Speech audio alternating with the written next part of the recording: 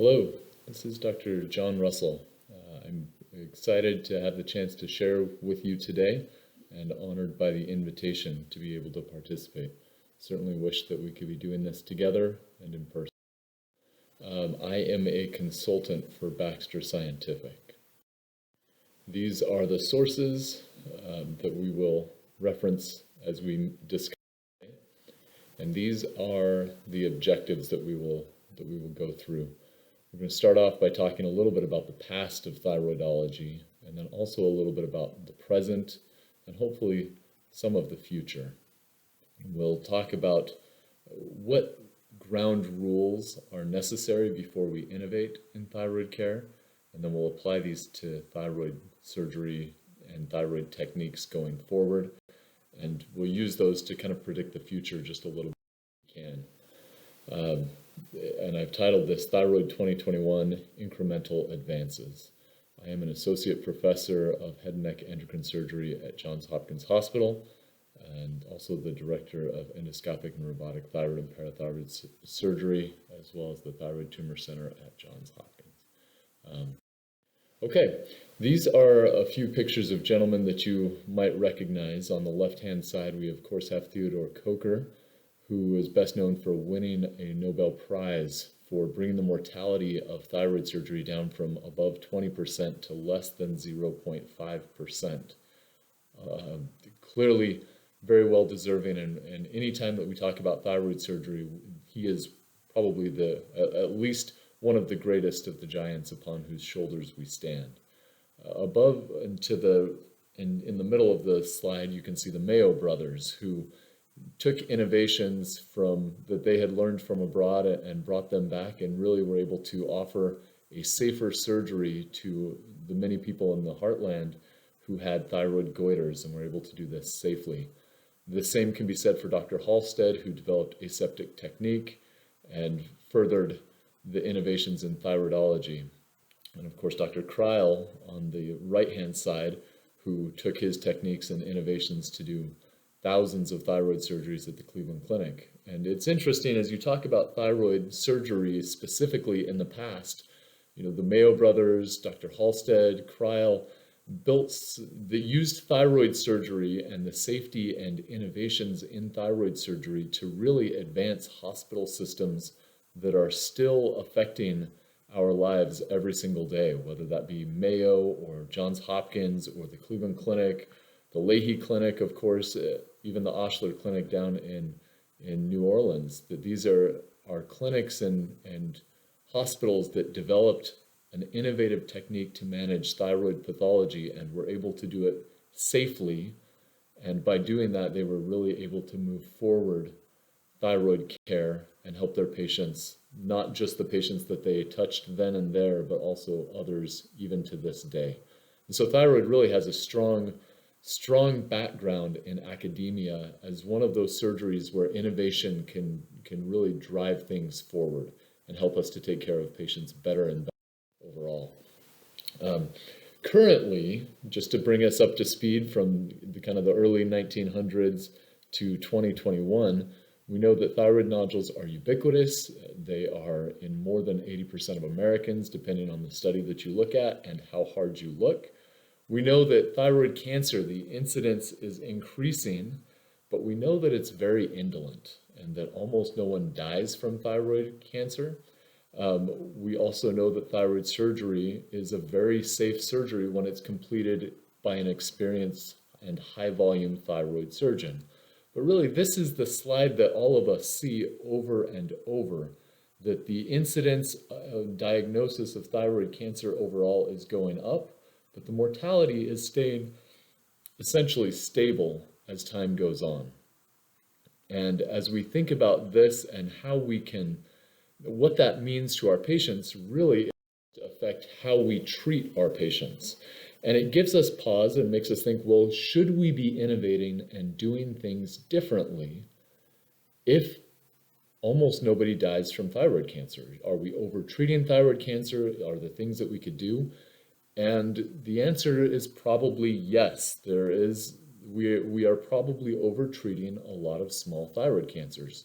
And one of the early one of the early reviews and the early investigators to really get into this was Dr. Miyauchi, and of course others over in Japan, who followed patients for years and years, for decades, for fairly large numbers of patients with microcarcinomas. And what they saw was that a small percentage, about 10%, grew, and a smaller percentage, less than 5%, had cervical metastases. And overall, if you watched those patients until they had an indication to operate, patients did better than if you went in and operated immediately. In other words, salvage surgery for the small percentage of patients who needed salvage surgery was actually safer overall than performing immediate surgery on all of the patients with regards to recurrent laryngeal nerve injury and with regards to hypoparathyroidism. And so based off of that, you're all aware that there are other active surveillance protocols that have been developed and are being pushed forward across the United States. And under the right circumstance, where you have an endocrinologist who is on board and a surgeon who is on board and a patient who is on board, and all of these can provide adequate and appropriate follow-up to make sure that the tumor is in the right location, make sure that the patient is being treated and watched appropriately, and we make sure we find which patients are escaping that zone of safety and need to be operated on. If you can meet all of those criteria, then you might have a patient who it's better off to not operate on these patients. And so this is one of the innovations that's certainly happening as we move forward and as we think about different things. Really another one, kind of the American counter argument to that. In Japan, the argument is don't operate and watch these patients. In America, we believe in spending more money, and so we have come up with molecular markers. And there are some phenomenal molecular markers that are out there that can add a lot of value to patients who want to avoid surgery. And so if you have a patient who wants to avoid surgery and they have an indeterminate nodule, but they lack molecular markers that suggest that they have malignancy, then you have a fairly high confidence that that patient does not have a cancer.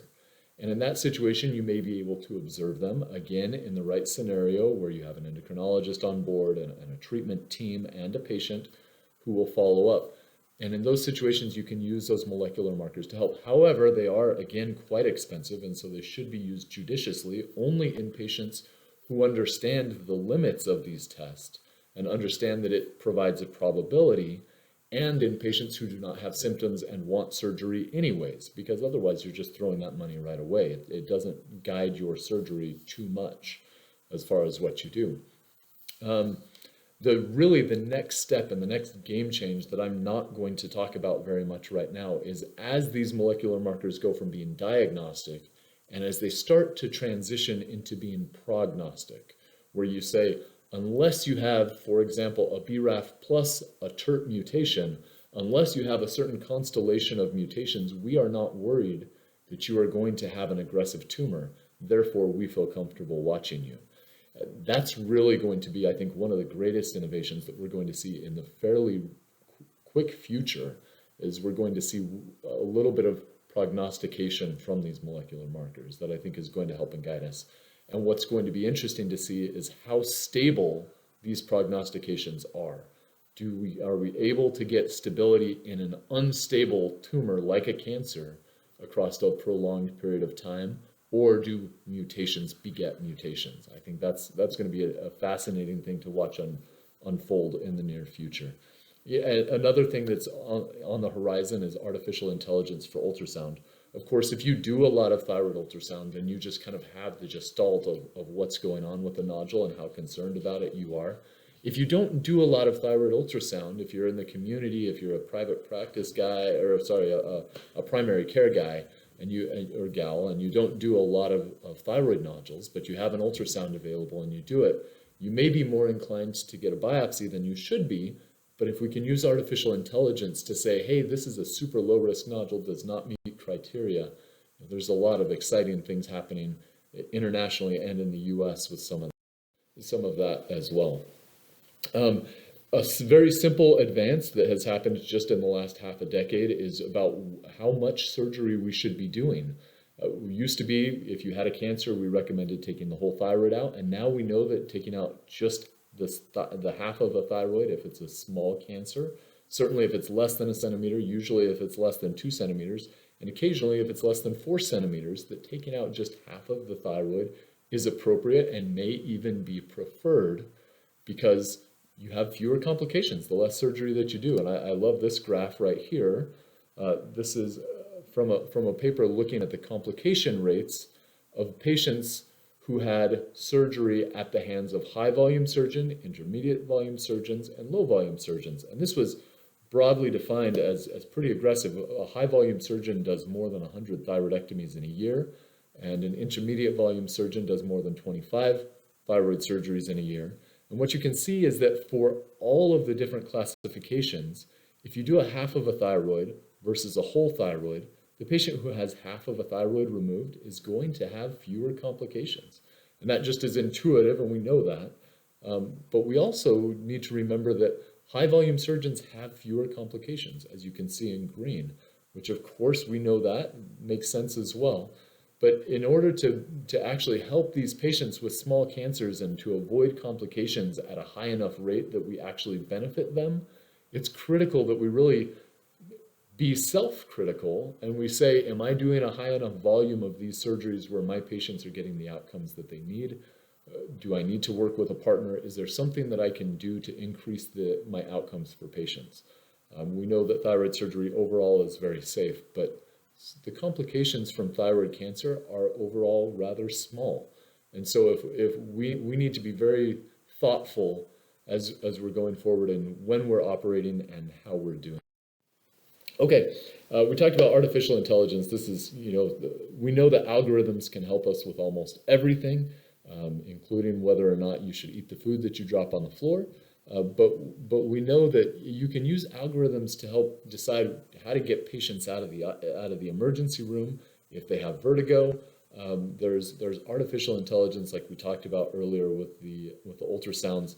And there's going to be more and more machine learning that we use to really develop and decide which patients need to have intervention. This is a small paper that we had worked on with BPPV in the past, but really there's going to be more and more excitement come forward in this area. Something that I am a little bit more involved with is parathyroid autofluorescence, and this is the flow beam, but this is really a picture of what we know the parathyroid glands can do. They have intrinsic autofluorescent properties, meaning that as you shine certain wavelengths on a parathyroid gland, it will shine relative to the surrounding tissue and become easier to identify. We are in the middle of kind of working through, this is a picture, working through some parathyroid autofluorescence. This is a proposal that we've put together recently that not only can show us where a parathyroid gland is, but it can also help us to define whether or not a parathyroid gland is viable. And as we move these things from the bench to the bedside and then into across the United States and the world, these are things that hopefully will improve safety and improve outcomes for our patients. These are just some of the innovations that are happening. This is an early project that we're working on that we're excited about. Now, stepping back just a little bit and talking about thyroid surgery, of course, we know that Dr. Coker had popularized a transverse cervical incision, and it was popular for more than 100 years. It still is highly popular, and anytime that you have a really good surgery, you don't see a lot of changes in it because people just are very satisfied with the outcomes that they have. However, as thyroid surgery has gotten better and better and safer, and as we've developed energy devices and nerve monitors and all sorts of different things that help us to really perfect our craft, you've seen in the last couple of decades an explosion in new ways to take a thyroid out. That you can take a thyroid out through an armpit, using a scope, using a robot, using all sorts of different techniques to be able to get these thyroids out. The fact that there are so many different options probably implies to us that no one of these approaches is better than the other approaches, just because there's so many of them. There's nothing that has stood out in the same fashion that the Coker incision has stood out, which is to go over and work with Dr. An Yuang and spent some time over with him, and then immediately went north and spent some time in South Korea as well, working with some phenomenal robotic surgeons. And as I did that, was able to really appreciate the fact that these techniques are techniques that we can bring back to the United States and that they can be appropriate for some of our patients. But before I get too carried away, however, let's talk a little bit about the rules of thyroid innovation. So if you're going to innovate, and I'm just going to say that this applies only to the thyroid, but if we're going to do any innovation in the thyroid, we should know that it has to be safe. And that's because, again, thyroid surgery is a very safe surgery. Overall, complication rates are quite low. It has to be oncologically sound because we know that the prognosis for a patient with a small papillary thyroid carcinoma is excellent. And so if I'm going to do any innovation on thyroid, I can't put my patient at risk 10 or 20 years down the line. I have to have an expectation that my patients will do well oncologically also. We have to make sure that it adds some value. So if I'm going to innovate just for the sake of innovation, if I'm going to use a robot because robots are really cool, I'm not sure that that's necessarily the reason that I should be doing something. We also know that if we're going to actually make something common, if we're going to have it attract acolytes and be something that people do and are able to have, it shouldn't be too expensive or too hard or be offered for just a few patients. This needs to be, if you're going to innovate in the thyroid, it just has to be intuitive, if you'll pardon the reference there, but it has to be something that it kind of makes sense, that overall you feel like, hey, this is a good idea. This is something that everybody can do, and that we can do it safely and oncologically in an oncologically fashion. And so we actually, after watching Dr. Anyuang, we brought scarless thyroid surgery back to the United States. And at Hopkins, we did this for a few years and then compared our results to our open surgeries. And what we found was a paper that we published in the Journal of American College of Surgeons was that we had no permanent recurrent laryngeal nerve palsies and no permanent cases of hypoparathyroidism in either the group of open surgeries or remote access surgeries. And based on that, we were able to say, okay, so our objective number one was safety, and we were able to demonstrate that, at least in our hands at that time, that it was a safe surgery for us to be able. We updated that, and this is a paper that we published just last year looking at our complication rates between the TOETVA cases after we had hit our 200 mark, and this is just looking at thyroidectomies. So does not include any patient who also had a neck dissection or a cyst trunk or any lymph nodes removed or reoperations. This is just straightforward thyroid surgeries, lobectomies and totals. And what you can see highlighted is our complication rate between our TOETVA cases and our open cases over the same time span, our conversion rate, and our permanent nerve injuries. And again, hopefully, if nothing else, I'm able to convince you that in our hands up to this point, this has been a technique that has been safe. And so hopefully you will agree with me that we feel justified in moving forward with our exploration to the next bullet point that we had talked about a little bit earlier. We have a few different techniques of how we can follow up thyroid cancer, right? Of course, you see a medullary thyroid carcinoma on there. We did not know that that was a medullary thyroid carcinoma. Our preoperative FNA actually suggested that it was a benign tumor, and we found medullary thyroid carcinoma postoperatively. Fortunately, the calcitonin was undetectable postoperatively, and it has remained so since that time. However, we do not recommend the scarless thyroid surgery for medullary thyroid carcinoma at this time. But you can see the tumors that we have addressed, and you know that there's different ways that we can follow. Hopefully I'm able to, hopefully this slide, and at least I felt good after 5 years of doing this surgery, that we don't have any evidence to suggest that remote access or the transoral approach specifically is oncologically inferior to the traditional tried and true Coker incision. Okay, so now we've talked a little bit about safety. We've talked a little bit about oncologic inferiority, and that at least in our hands, it does not seem to be oncologically inferior. Now let's talk about the next bullet point, and that was adding value. How in the world can I demonstrate that I am actually adding value to somebody by doing a scarless thyroid surgery? Why would you remove a scar? What's the value from that? And a lot of this, actually, the early work was actually done in South Korea, of course, because they have really been some of the experts at pioneering all sorts of remote access approaches. And the conclusion, this is one of the earliest papers that I'm aware of, that was able to find that not having a scar in the middle of your neck improves your quality of life significantly, because if you had a scar, it didn't matter how well that scar healed subjectively, according to the surgeon, that is. But if you had a scar, it affected your health-related quality of life as much as psoriasis, vitiligo, or severe atopic dermatitis. And sometimes you can say, well, maybe that is a cultural thing. Maybe in Korea or South Korea, that is something that is very important. But what about America? Do we care about that in America? And there's not very many places that are more America than Indiana. And so this is a paper from the University of Indiana asking their patients 5 years after surgery, what do you think about your scar from your thyroid surgery? How do you feel about it?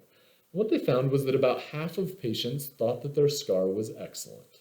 Now, as a thyroid surgeon, or as a surgeon at all, if half of my patients think that I did an excellent job, that's kind of horrible.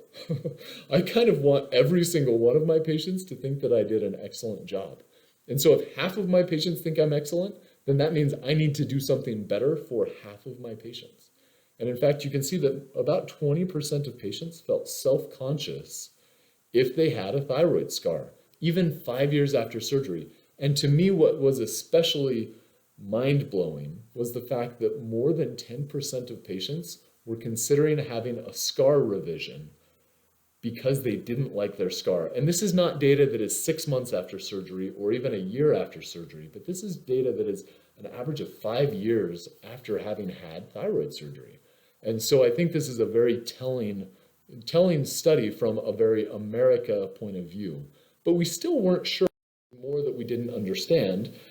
Actually, before I even get there, this is another favorite study of mine, a group asking patients after surgery about complications that happens afterwards.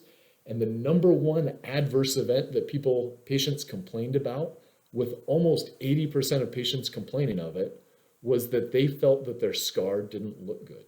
And I mean, 80% is an incredibly high number for anything. You can't get 80% of Americans to feel about the same way about anything.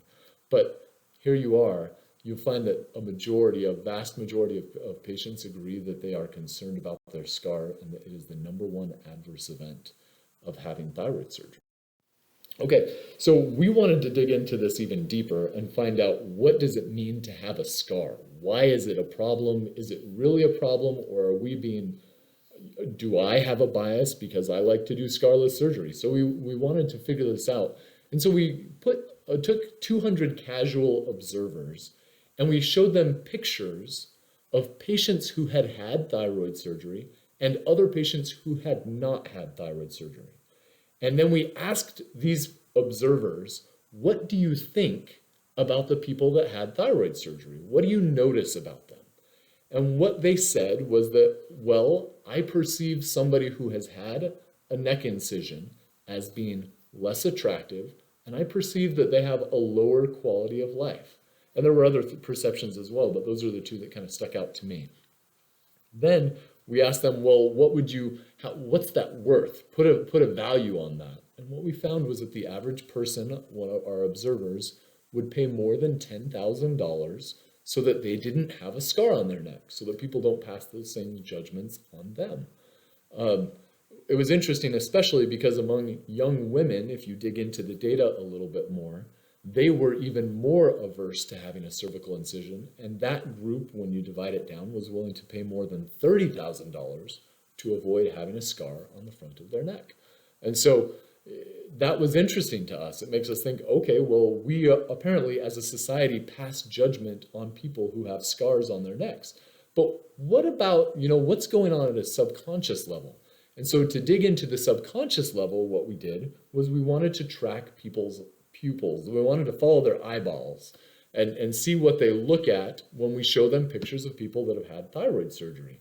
And so what we found was that when people have a thyroid scar, they generate a heat map with their pupils that is different, or rather people looking at you or looking at pictures of people that have had thyroid surgery, they generate a different heat map of where they look at. And this is kind of our early work, and then we took this a step further, and what we were able to find on the left is a patient who had a thyroid scar that actually healed very well, but it still draws the eye down. And in the middle is a picture of a patient who had scarless thyroid surgery, and on the right is a picture of a patient who had no surgery at all. And we know that when we communicate, we want the heat map ideally to look like the patient in the middle. We want people to focus on the central triangle, the space between the eyes and the nose, so that we know that, or we feel that people are communicating with us. And if you have a thyroid scar, that scar is going to draw the gaze away from the central triangle. And our hypothesis is that on some sort of a subconscious level, that could add to impairing communication by distracting attention. And so we feel that not only do patients, or rather observers, recognize that there is something wrong with somebody if they have a scar on their neck, but they become inquisitive. They stop paying attention. They start having a distraction that is entered into the conversation. And it's great, as I talk to my patients about which surgery they would like to have, it's very interesting to me that very few of them say, oh yeah, I'm vain, I don't want a scar. And how many more of them say, it's about privacy. It's about, I don't want some guy in the grocery line telling me, hey, what happened to you? What happened on your neck? They just want to keep it a matter of privacy. They think that this is an important thing in that regard. I think it's fascinating as we really dig into this data. Okay, so that's our first 3 bullet points, right? We talked that it had to be safe. We said that it has to be oncologically equivalent, or at least not inferior. And then we talked about that it has to add some value, some societal benefit. If you're going to say, John Russell, you can do scarless thyroid surgery, what are you going to get out of it? You know, we have to do something to say, hey, maybe my patients can communicate a little bit easier and have increased privacy if they don't have a scar. And so those are a few of the things that, you know, we've checked off those first 3 bullets. And now we have to get into the one where really people really start to get excited and start to come after me a little bit, is saying, well, you know, John, if this is a really expensive surgery, or it's really hard to learn, or if it's only for a couple of patients that I see, then probably you shouldn't be doing this. We shouldn't be talking about it. Or if anything, maybe you should do it, but I shouldn't do it. And so let's talk a little bit about that. And what we found in our results looking at it here at Hopkins was that equipment-wise, on a per-case basis, the difference in equipment is about $300 between the different ports that I use and the different energy device that I use. That adds up to about $300. And I think, at least in my mind, yes, $300 is a lot of money, but there's a lot of things that we do that cost $300. And if a patient doesn't want a scar, I think $300 is a reasonable price differential. We looked at how much we were billing these patients for the operative time, and includes everything else. And what we found was if we use a robot, well, yes, that's very expensive. But I guess I haven't really mentioned this to you. I usually don't use a robot when I do scarless thyroid surgery. I do laparoscopic surgery without a robot, in part to keep the cost down, but in part because I think the robot adds time without necessarily adding benefit to how I do these surgeries. And so this is kind of looking at our early surgeries, kind of lets you know how much the costs were. And to this date, even as we look at our data, there is a slight increase in cost when we do laparoscopic thyroidectomy, most of that being driven by operative time and very little of it being driven by equipment. Let's talk about operative time. So if the equipment isn't very expensive, then probably that learning curve is even more expensive. How long does it take me to do these cases while I'm learning how to do it? And then can I get to do them as efficiently as I do normal thyroid surgery? And this is a paper that we had published a while back, kind of looking at the fact that it took us about 10 cases before we got over that first initial learning curve. And we got to a point where we were feeling pretty good about doing these cases. Our operative times have continued to go down as you look across our data. And at this point, if I'm doing a non-teaching case, if I'm just doing the case, usually it takes me about 10 or 15 minutes longer than it takes me to do a normal open thyroid surgery, which is about the amount of time it takes to do the approach.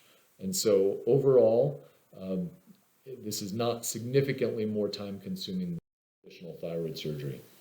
There are some things that we can do to predict which patients are going to take longer with surgery. We know that if you have a very big thyroid, of course that's going to take longer to take your thyroid out without a scar, especially because we're removing it through a relatively small incision in the lower lip. We also know that heavier patients, of course, can take a little bit longer. Depending on what we see on the cytopathology, certainly that can be relevant as well. And then Graves' disease can make these cases take a little bit longer as well.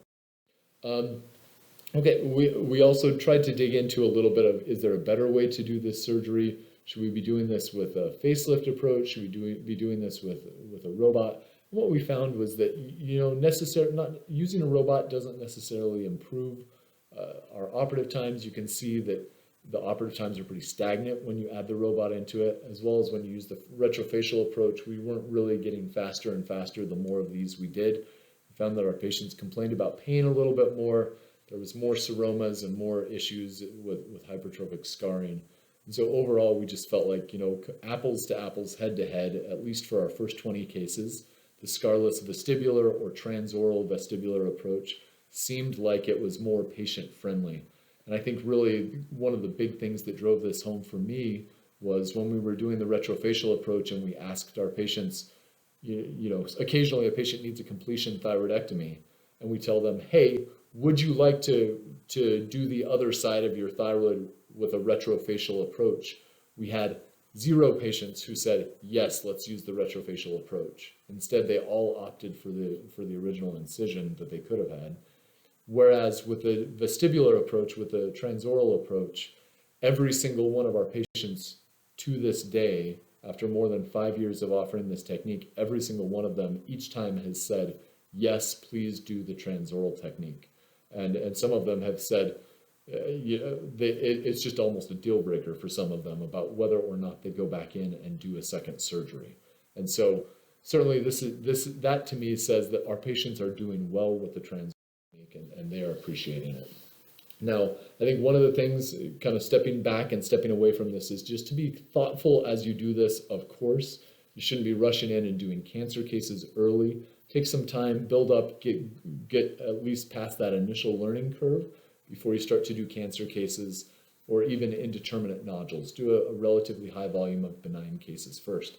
I will tell you now that benign cases are actually generally more challenging for me because you don't take out a benign thyroid unless it's big and causing symptoms. Whereas sometimes we do take out smaller cancers. And so the cancer cases tend to be very quick, very efficient, and I tend to like those a lot more than I like the benign. Okay, so who would be a candidate for this surgery? This is another thing that we have to talk about. If you're going to consider adding this to your armamentarium, who should be a candidate for scarless thyroid surgery?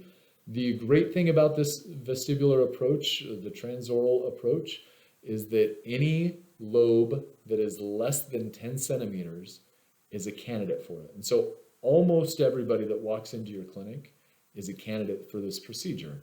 If they have a nodule that is less than 6 centimeters, they are a candidate. If they have a well-localized parathyroid gland, they are a candidate.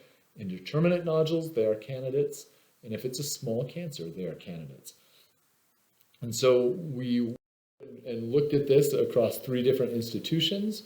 This is University of Chicago, University of California, San Francisco, and Johns Hopkins.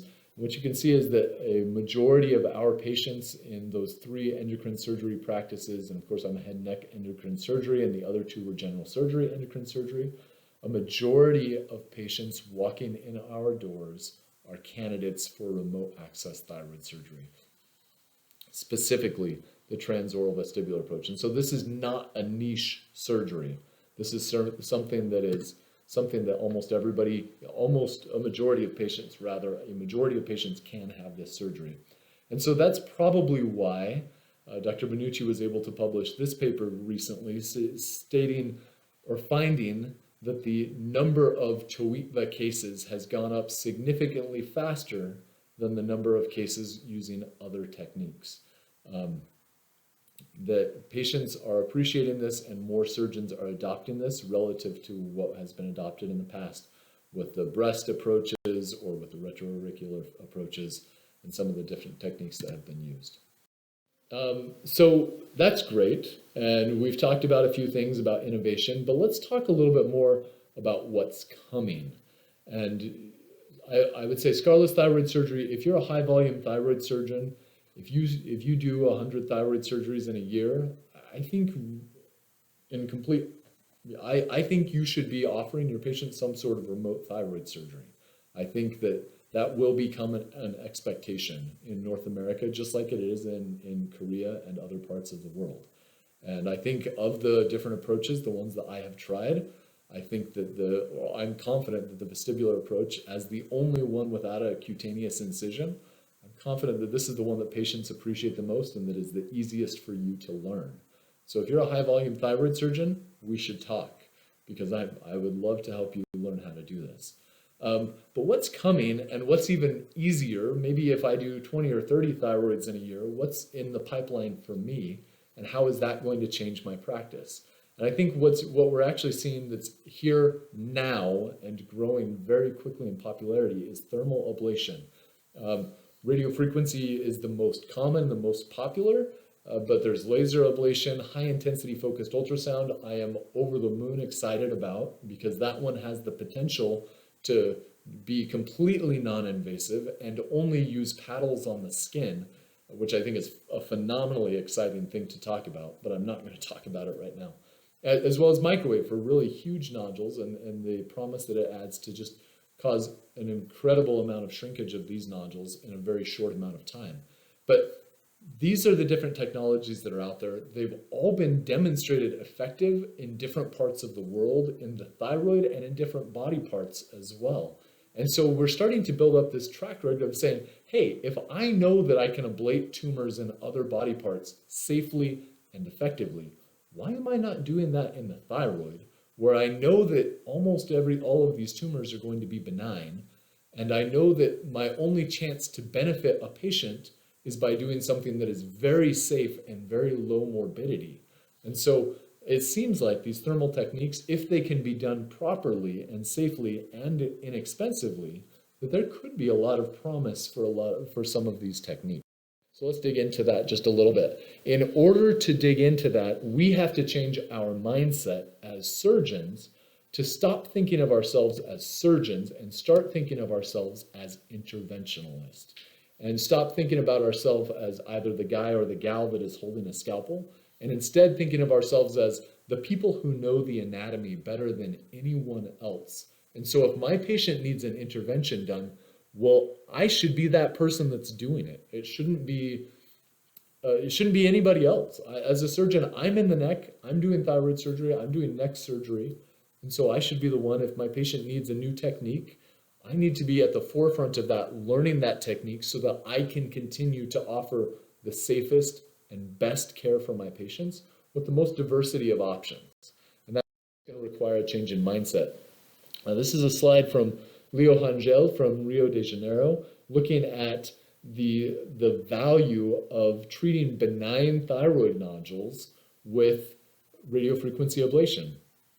And review after review after review finds that patients have symptoms that get better when you treat their nodules with radiofrequency ablation, whether it be cosmetic symptoms and this is a paper from South Korea, a compendium, and what it found was that a majority of patients on that 10-point visual analog scale will have improvement from about almost a 4 down to a 1.5 on a symptomatic basis, and on a cosmetic basis, they'll notice about the same amount of improvement from 3.5 down to 1.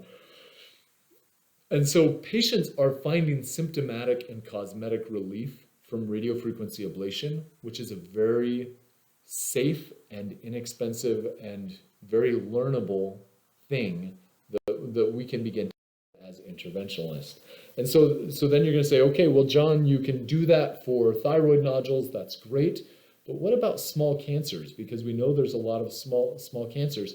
And I will tell you, it's happening already. And it's even happening in North America already. This is a paper that we had collaborated with some of our colleagues in China, looking at 5 years of follow-up, comparing radiofrequency ablation to surgery.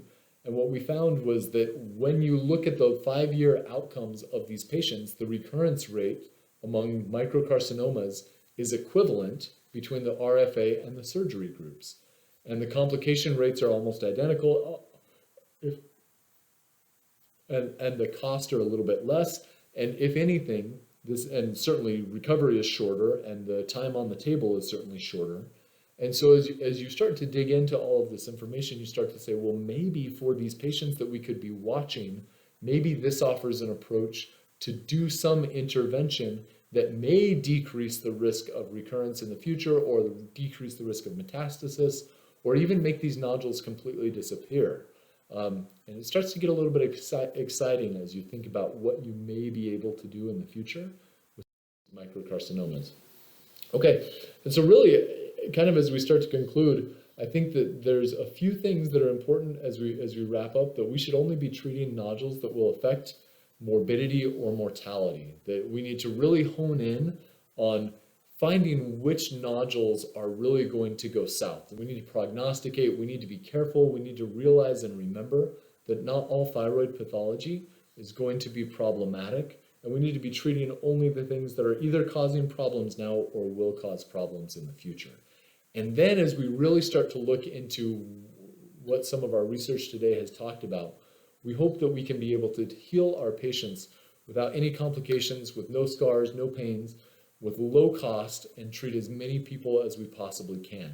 And as we start to be driven by these different mantras, we come to these conclusions that maybe there are improvements that we can make over the way that Dr. Coker taught us to do it all those years ago.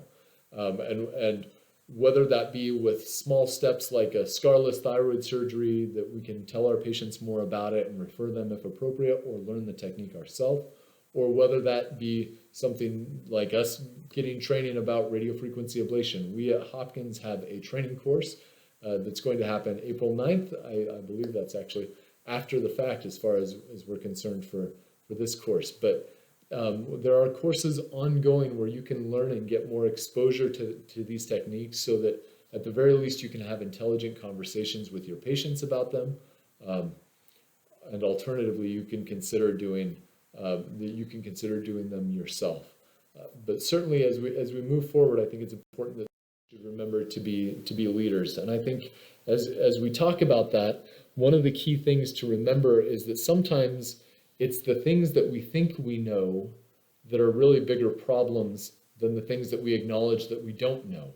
And certainly, when you're talking to your patients, I would encourage you, if your patient is even a little bit interested in avoiding a scar, and kind of digging into that with them a little bit more, rather than making the assumption that a scar doesn't matter to this person.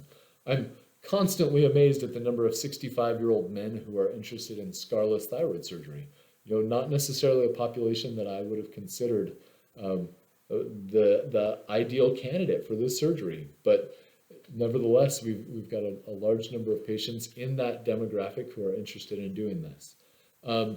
This is a picture. This is my son and I went hiking, and this is Mount Mansfield, looking out over how beautiful the nature is. And what you can't see on this photo is that somewhere right down in the middle down here is the Ben & Jerry's ice cream factory in Vermont. This is their headquarters. It's right down there.